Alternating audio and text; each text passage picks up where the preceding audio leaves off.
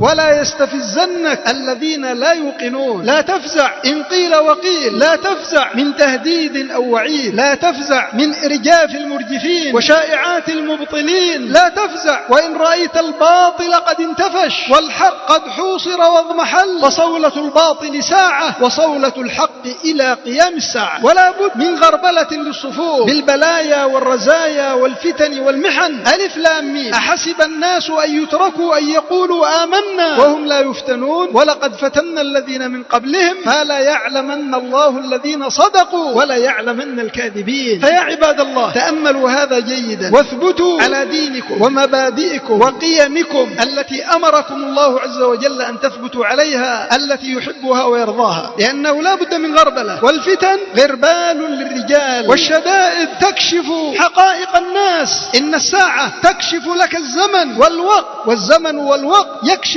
لك المزيفين ويكشف لك من حولك.